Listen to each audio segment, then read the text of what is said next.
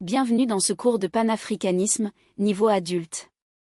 Aujourd'hui, nous allons étudier les explorateurs africains méconnus.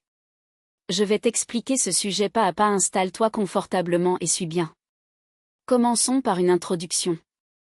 L'histoire de l'exploration du monde a longtemps été écrite du point de vue européen, célébrant des figures comme Vasco de Gama ou David Livingstone. Mais derrière ce récit dominant se cache une réalité bien plus complexe et fascinante. Des siècles avant les grandes découvertes européennes, des explorateurs africains parcouraient déjà le continent et au-delà, tissant des réseaux commerciaux, culturels et religieux d'une ampleur insoupçonnée. Ibn Battuta, le voyageur intrépide de Tanger, et Léon l'Africain, le diplomate érudit de Grenade, ne sont que les sommets émergés d'un iceberg de savoir et de mobilité africaine. Ce cours vous invite à déconstruire les mythes coloniaux et à redécouvrir ces pionniers méconnus, véritables architectes de la connectivité africaine prémoderne, dont les récits nous offrent une vision alternative et authentique de l'histoire du monde. Voici quelques méthodes et astuces pour t'aider à mieux comprendre et à retenir. Pour analyser un récit de voyage africain, 1. Identifier le contexte, date, auteur, commanditaire. 2. Distinguer les faits observés des conventions littéraires, exagération, topoi. 3. Croiser avec d'autres sources, archéologie, chroniques, cartes. 4. Se méfier des traductions et des biais, eurocentrisme, islamocentrisme. 5. Chercher les silences, que ne dit pas l'auteur? Esclavage, conflit, femmes. Astuce, utiliser la méthode de l'analyse de discours pour repérer les idéologies sous-jacentes. Si tu veux aller plus loin, lisez la traduction intégrale de la Rila d'Ibn Battuta, édition Paul-Charles Dominique, Gallimard, 2000. Consultez L'Afrique médiévale de François-Xavier Fauvel, 2018.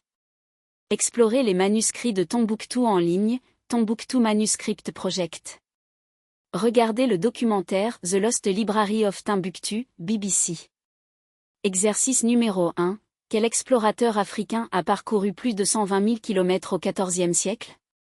Première proposition, A. Léon l'Africain. Deuxième proposition, B. Ibn Battuta. Troisième proposition, C. Mansa Moussa. Quatrième proposition, D. Ibn Majid. La bonne réponse est la deuxième proposition. Explication, Ibn Battuta, né à Tanger, a voyagé en Afrique, au Moyen-Orient, en Inde et en Chine entre 1325 et 1354. Exercice numéro 2. Quelle œuvre de Léon l'Africain a été une référence pour les géographes européens? Première proposition, A. La Rila. Deuxième proposition, B. Description de l'Afrique. Troisième proposition, C. Le livre des routes.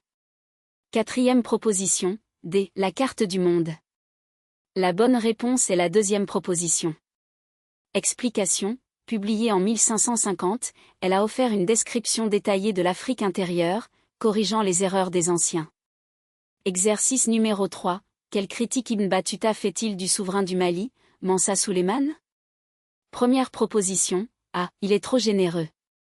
Deuxième proposition, B. Il est avare et ne respecte pas les savants.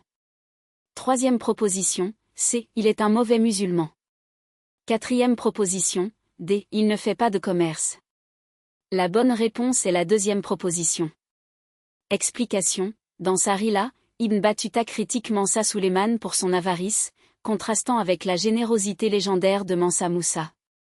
Exercice numéro 4. Quel navigateur aurait guidé Vasco de Gama vers l'Inde? Première proposition, A. Ibn Battuta. Deuxième proposition, B. Léon l'Africain. Troisième proposition, C. Ibn Majid. Quatrième proposition, D. Al-Idrisi. La bonne réponse est la troisième proposition. Explication, Ibn Majid, navigateur omanais, aurait piloté le navire de Gama de Malindi à Calicut en 1498. Point important à retenir, Ibn Battuta, 1304 à 1369 voyageur marocain, Rila, 120 000 km, décrit Mali, Inde, Chine.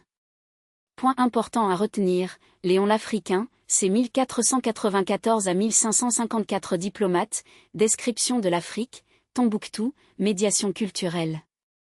Point important à retenir, Mansa Moussa, R. 1312 à 1337 pèlerinage à la Mecque, or, influence économique.